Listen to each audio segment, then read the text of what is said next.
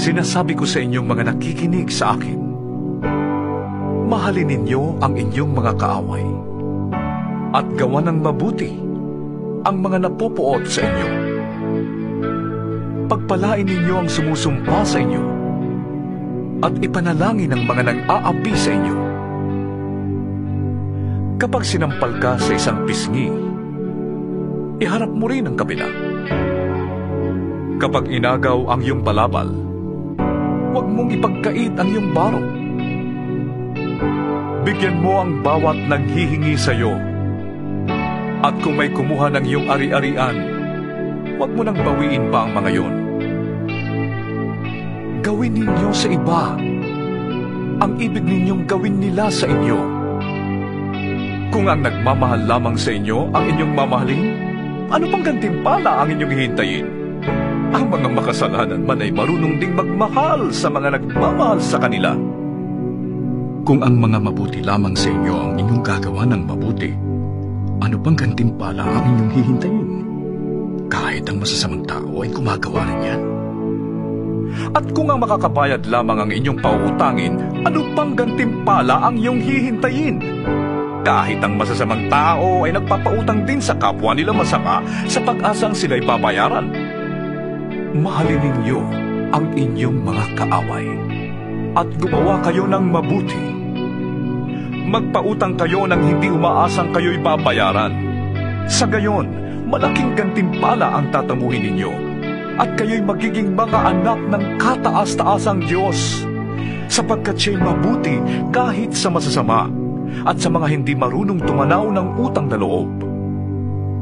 Maging mahabagin kayo na gaya ng inyong ama. Huwag kayong humatol at hindi kayo hahatulan. Huwag kayong magparusa at hindi kayo parurusahan ng Diyos. Patawarin ninyo ang inyong kapwa at kayo patatawarin din ng Diyos. Magbigay kayo at kayo bibigyan ng Diyos. Hustong takal, siksik, liglig at umaapaw pa ang ibibigay sa inyo. Sapagkat ang panukat na ginagamit ninyo sa iba ay siya ring gagamitin ng Diyos sa inyo. Maaari kayang mag-akay ang bulag ng kapwa bulag. Pareho silang mahuhulog sa hukay kapag ginawa nila ang ganon. Walang alagad na nakakahigit sa kanyang guro. Ngunit kapag lubusang naturuan, ang alagad ay makakatulad ng kanyang guro. Bakit mo napapansin ang puwing ng iyong kapatid? Ngunit hindi mo nakikita ang troso sa iyong mata. Paano mong masasabi sa iyong kapatid, "Kapatid, hayaan mong alisin ko ang iyong puwing," gayong hindi mo nakikita ang trosong nasa iyong mata?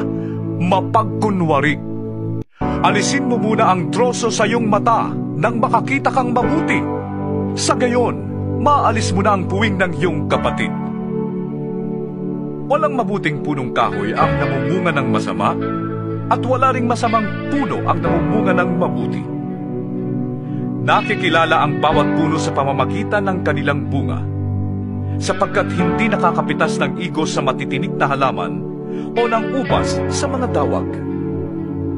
Ang mabuting tao ay naglalabas ng mabuti mula sa kanyang pusong sagana sa kabutihan, samantalang ang masamang tao naman ay naglalabas ng masama mula sa kanyang pusong tigib ng kasamaan.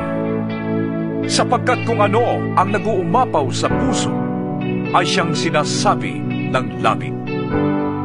Bakit ninyo ko tinatawag ng Panginoon, Panginoon?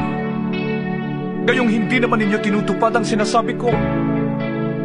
Sasabihin ko sa inyo kung ano ang katulad ng taong lumalapit sa akin, nakikinig ng aking mga salita, at nagsasagawa ng mga ito. Ang katulad niya ay isang taong humukay ng malalim at nagtayo ng bahay sa pundasyong bato. Nang bumaha at bumugso ang tubig sa bahay na iyon, hindi na tinag ang bahay na itinayo, sapagkat matibay ang pagkakatayo nito. Ngunit ang nakikinig naman ng aking mga salita at hindi tumutupad nito ay katulad ng isang taong nagtayo ng bahay ng walang pundasyon. Nang bumaha at bumugso ang tubig sa bahay na iyon, ito ay kaagad bumagsak at lubusang nawasak.